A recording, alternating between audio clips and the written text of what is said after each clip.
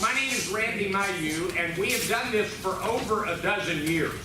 And we have taken one book a month, and we deal with issues of social justice and poverty and racism, and we do a deep dive into all of these books.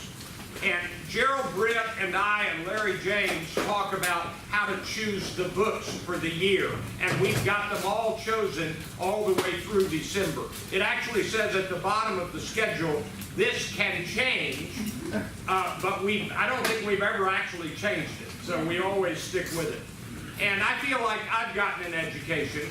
And I know about a man who is not able to come, but he gets the emails and he reads each book on his own, in full, and he says it has expanded his thinking. So I'm a fan of reading books. I like TED Talks, I like articles, but reading a book is a deeper dive than that. So how do I introduce this book? And for those of you who are here for the first time, and there are quite a few of you, we'll finish at about 1:20, give or take. I speak, and then we've got a guest, David Gruber, who's going to come and lead a discussion and have some follow-up comments. And he has much more personal insight into much of this than I do. So, there are 2 or 3 ways to introduce this. Number one, raise your hand if you read this back in college and you've forgotten it. Okay? I read it in my master's program at Pepperdine University decades ago. And my interest in it was rekindled when I was reading a book by Tim Ferriss. He's the 4-Hour Workweek guy, and he's got a podcast that has had 100 million downloads. And he asks his guests, what's the most influential book you've read? And multiple guests named Man's Search for Meaning by Viktor Frankl. And so I hadn't read it in decades. I was reading through the Tim Ferriss book, and I said, I think I'll tackle this again. And so it was different tackling it as an adult. And, you know, I was an adult in my master's program, but barely, and not much of one. So anyway, I did that. And then there are people who ask, you know, what's the most important book you've ever read? And my answer is always exactly the same: The Illustrated History of Professional Wrestling.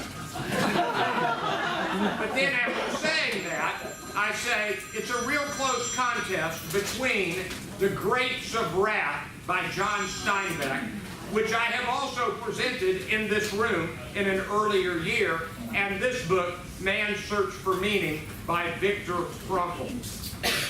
And so I feel like I'm on sacred ground presenting this book. I mean, every book we do in here is substantive and significant, but this is especially sacred. And if you don't know the bare bones story, Viktor Frankl went into 4 different death camps, including the most famous of all, Auschwitz. And he went in with his wife, who did not survive, and other family members who did not survive.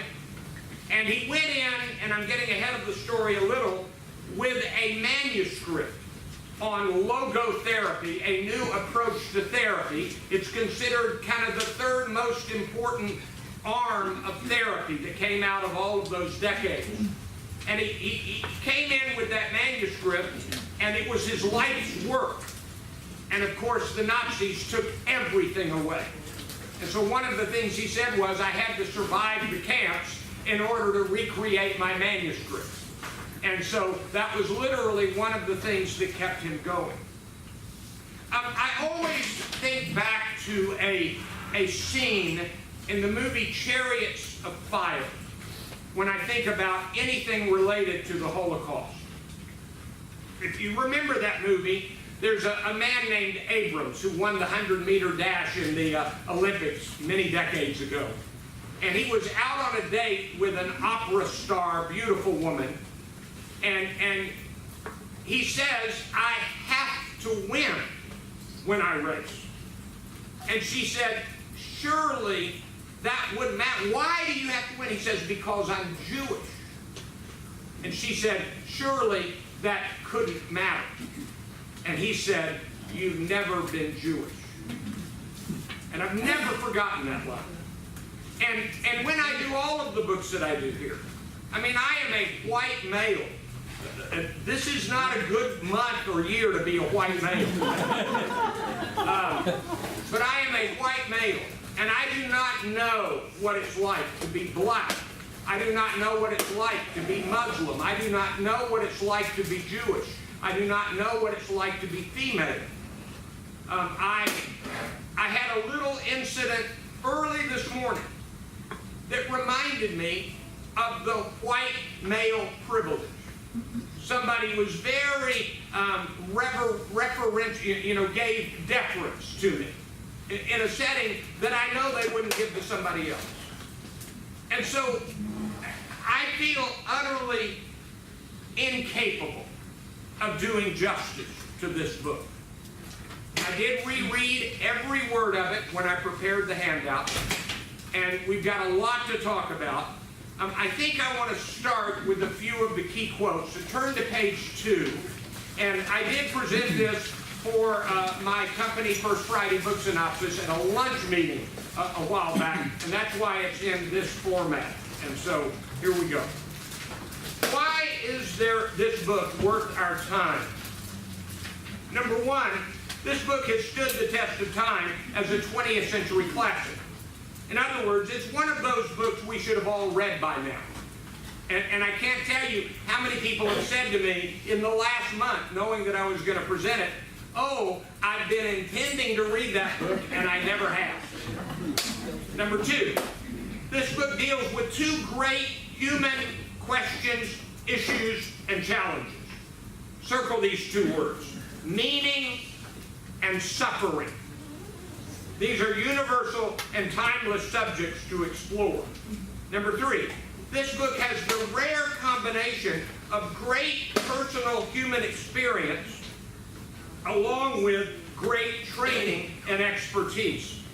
This is a book written by a man who survived the death camps, barely, as everybody did, and it is a man who had psychiatric training.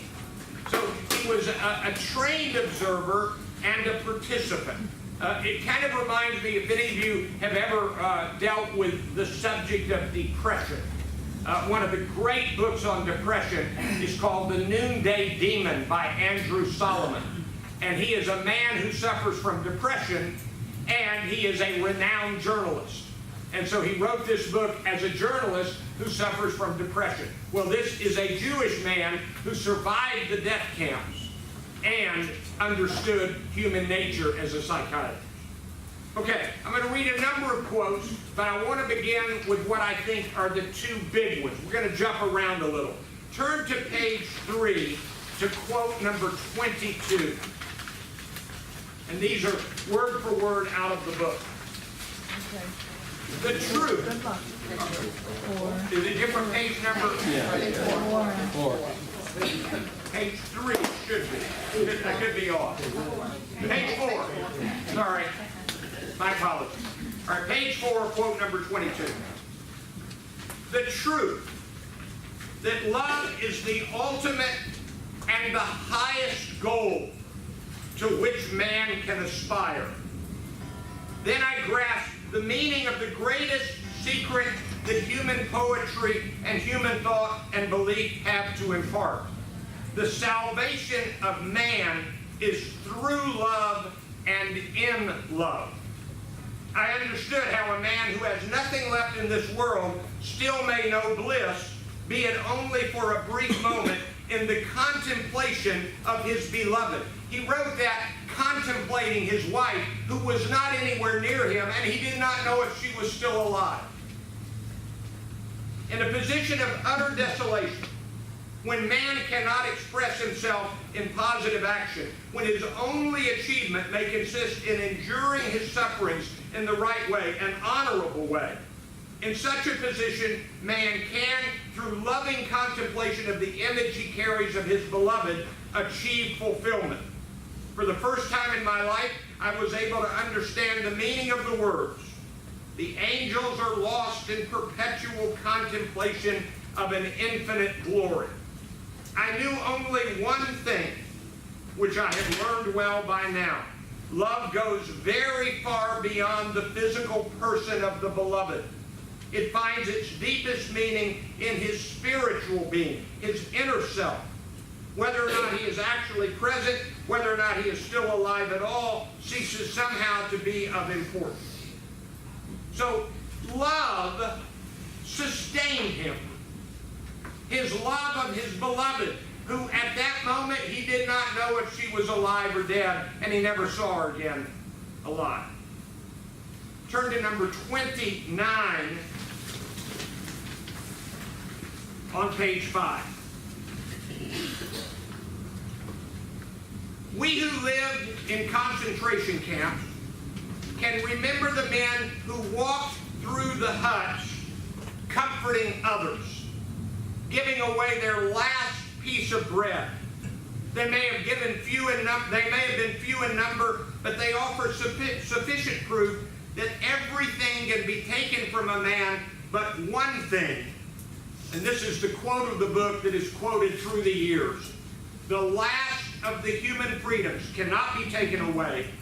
To choose one's attitude in any given set of circumstances, to choose one's own way. Now put 50 stars beside that quote. That's the quote of the book, and that's the quote that Viktor Frankl is most famous for. Number 30. And there were always choices to make. Every day, every hour offered the opportunity to make a decision. A decision which determined whether you would or would not submit to those powers which threatened to rob you of your very self, your inner freedom, which determined whether or not you would become the plaything of circumstance, renouncing freedom and dignity to become molded into the form of the typical inmate. In the final analysis, it becomes clear that the sort of person the prisoner became was the result of an inner decision, and not the result of camp influences alone. Fundamentally, therefore, any man can, under any such circumstance, decide what shall become of him mentally and spiritually. And number 31, if there is a meaning in life at all, then there must be a meaning in suffering. Suffering is an ineradicable part of life, even as fate and death. Without suffering and death, human life cannot be complete. So, let me pause here and say that one of the reasons, dare I use the phrase, you really ought to read this book, is that it is pretty impossible to read this book and then use flippant language like, oh, we're suffering because the Cowboys haven't won a Super Bowl. That's not suffering. This past weekend, we had our grandson one night. He's 13 and a half months old. And I'm going to confess to you that by the time I finally fell into bed, I was a little sorry for myself. I was exhausted. And yet, that wasn't suffering. You read this book and you begin to ask, have you ever suffered? And the answer is some of us have. But you can't use the word flippantly and shallowly any longer after you read a book like this. It's a serious thing. Okay, we're going to do a lot more reading of quotes before I get to the other stuff. Turn now to back to page 2. And I think I'll be correct on the numbers here. All right. Number 1. This is, by the way, from the foreword by Rabbi Harold Kushner, the version of the book with the foreword by Rabbi Kushner. Viktor Frankl's Man's Search for Meaning is one of the great books of our time. It is, first of all, a book about survival. That's worth circling because it really is a book about survival. But his account in this book is less about his travails, what he suffered and lost, than it is about the sources of his strength to survive. And Frankl, number 2, approvingly quotes the words of Nietzsche: he who has a why to live to live for can bear almost any how. But Frankl's concern is less with the question of why most die than it is with the question of why anyone at all survived. And at this point, I need to remind you of something. The percentage of people who survived the death camps was very small. But you have to understand that the percentage of survivors was intended to be zero. These were not work camps, these were death camps. And the Nazis had every intent to have nobody come out of those camps alive. And so, once you grasp that, as a person in the camps, the fact that any of them survived is miraculous beyond description. Okay, turn to page 3. This is from the preface to the 1992 edition, number 5. I do not at all see in the bestseller status of my book an achievement and accomplishment on my part, but rather an expression of the misery of our time. If hundreds of thousands of people reach out for a book whose very title promises to deal with the question of a meaning to life, it must be a question that burns under their fingernails. Number 6, don't aim at success. The more you aim at it and make it a target, the more you are going to miss it. For success, like happiness, cannot be pursued. It must ensue, and it only does so as the unintended side effect of one's dedication to a cause greater than oneself, or as the byproduct of one's surrender to a person other than oneself. Happiness must happen, and the same holds for success. You have to let it happen by not caring about it. So, and now we get to the original book. It was published in, I think, German. Is that right? Somebody help me, is that right? Published in another language, a European language. He wrote it in 9 days. And it was published in 1946, I think it was. Number 7. This tale is not concerned with the great horrors which have already been described often enough, though less often believed, but with the multitude of small torments. It will try to answer this question. How was everyday life in a concentration camp reflected in the mind of the average prisoner? When we get to the later part of my handout, I've got a list of realities of the camp that's just breathtaking. Number 8. Thus, it is not so much concerned with the sufferings of the mighty, but with the sacrifices, the crucifixion, and the deaths of the many, of the great army of unknown and unrecorded victims. I was talking to Gerald Britt a few minutes ago. In the Dallas Morning News 8 to 10 days ago, there was an article about lynchings in Denton in the 1920s. The article said the Ku Klux Klan was active in Denton, but the newspaper said the Ku Klux Klan is not active in North Texas. And then, in another page of the newspaper, it had ads for going to Klan gatherings. And there were 2 African Americans lynched in Denton around 1920, and here's how they reported it. 2 Negroes were lynched. End of discussion. No names, no perpetrators. 2 Negroes were lynched. It's the unknown and the unrecorded victims. The memorial in Montgomery by the Equal Justice Initiative of all of the lynching victims, and they're trying to recreate their names. Well, the people dying in the camps, unknown and unrecorded. Number 11. There was neither time nor desire to consider moral or ethical issues.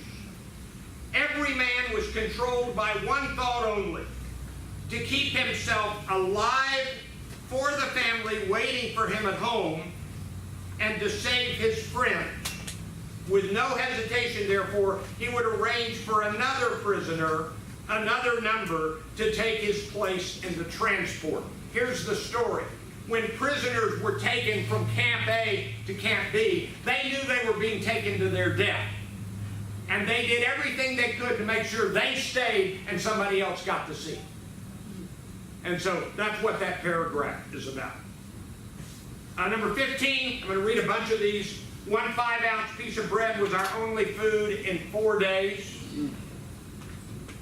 Nearly everyone in our transport lived under the illusion that he would be reprieved, that everything would yet be well, but in their heart of hearts they knew better.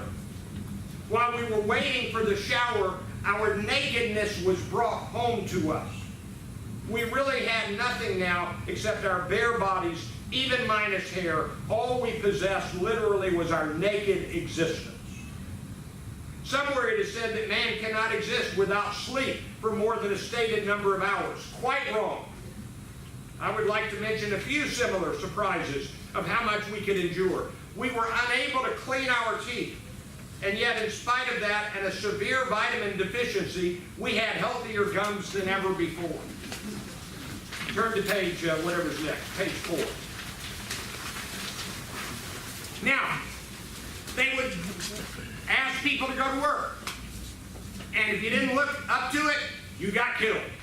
So, number 19, if you want to stay alive, there is only one way: look fit for work. If you even limp, because let us say you have a small blister on your heel, and an SS man spots this, he will wave you aside, and the next day you are sure to be gassed. Therefore, remember, shave, stand, and walk smartly. Then you need not be afraid of gas. So that's the reality they dealt with. All right? Number 24. Put a star beside 24.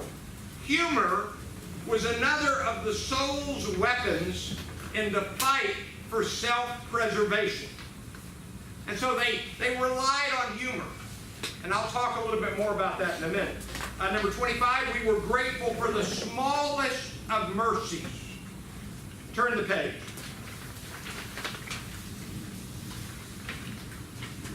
Number 32 is tough. You may remain brave, dignified, and unselfish. Or in the bitter fight for self-preservation, he may forget his human dignity and become no more than an animal. Here lies the chance for a man either to make use of or to forgo the opportunities of attaining the moral values that a difficult situation may afford him. And this decides whether he is worthy of his sufferings or not. It is true that only a few people are capable of reaching such high moral standards. Of the prisoners, only a few kept their full inner liberty and obtained those values which their suffering afforded. But even one such example is sufficient proof that man's inner strength may raise him above his outward fate.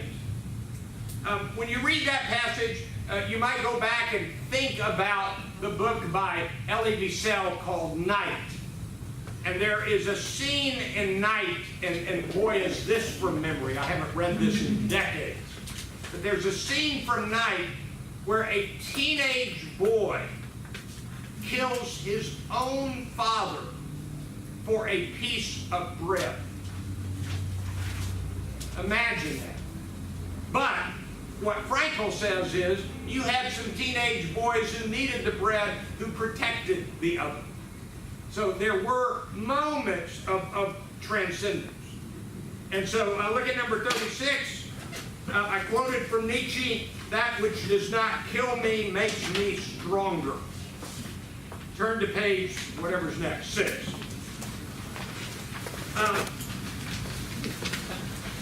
You now have a section in the book that introduces logotherapy, and I'm just going to read a couple of these quotes. Number 43, logotherapy focuses on the future. That is to say, on the meanings to be fulfilled by the patient in his future. It's a meaning-centered psychotherapy. Remember, he developed this before the camp. According to logotherapy, this striving to find a meaning in one's life is the primary motivational force in man. That's a whopping premise. Underline that. It's the primary motivational force in man, the search for meaning. Man's search for meaning. Number 47, it can be seen that mental health is based on a certain degree of tension. The tension between what one has already achieved and what one still ought to accomplish, or the gap between what one is and what one should become. And number 52, how does one find meaning? The first is by creating a work or by doing a deed. The second is by experiencing something or encountering someone. In other words, meaning can be found not only in work, but also in love. Okay, we're going to take 60 seconds, turn to the person next to you, and discuss one of the quotes we've read. Ready? Go. 60 seconds.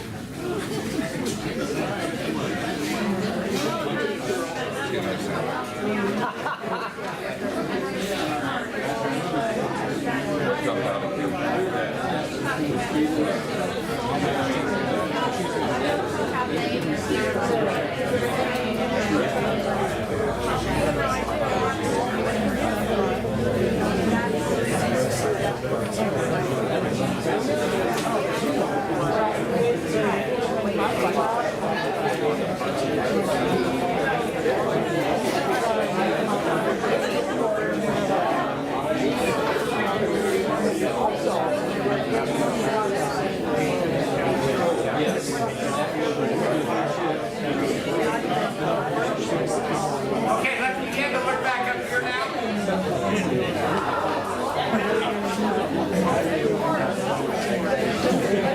Let me be a little more assertive. Let's look back up here.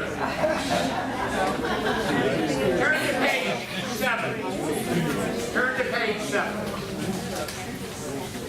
I've already read the quote on the left, that we who lived in concentration camps can remember the men who walked through the huts, comforting others, giving away their last piece of bread. Man's search for meaning makes one clear and compelling point. People need meaning to keep living. And in a minute, you're going to see a couple of items from the experience that explains this. This search for meaning leads to a different meaning for each person. It's not everybody having the same meaning. But finding that meaning is essential for life itself. Okay. On the right, about Viktor Frankl, he was a doctor, neurologist, and psychiatrist, founded logotherapy, spent time in multiple different camps. He wrote Man's Search for Meaning in 9 days, and it was German, published in 1946. English version came out in 1959. He first introduced the book to be published anonymously. He didn't give his name at first, when it was first published. He said, I was number 119,104, and most of the time I was digging and laying tracks for railway lines. That was his job in the camp. Digging and laying tracks for railway lines. Why is this a great book? This book has appeared in lists of the most influential books of the 20th century, frequently cited as a book having a profound and lasting influence on its readers. But here's what I think.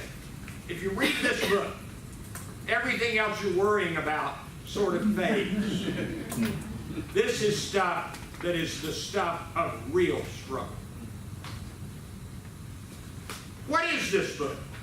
Well, number one, it's an account of his reflections and observations about the human struggle of the people he observed in his time in concentration camps. And yes, his own observation about his own experiences. Number two, from the 1992 preface, I therefore felt responsible for writing down what I had gone through, for I thought it might be helpful to people who are prone to despair. And though he does not say it, let's remember there are people who say there was no killing of millions of Jews, which is, I don't even know. And number three, this book is a concise description of the key elements of logotherapy. Now, note his manuscript, his life work, was taken from him. He had to recreate it. He had to. Circle that phrase. He had to. That task kept him alive. He kind of wrote it in his head over and over. And finally, when he got out, he recreated it and wrote the other part of the story in 9 days. All right. I've tried to pull out the realities of the camp. And I've got a few items. Number one, the inmates were stripped of every human identifier. They lost their clothing, all of their possessions, their hair, their bodies were shaved entirely, and to their names they were given numbers and always called by their numbers. I'm going to tell you a story about Florence.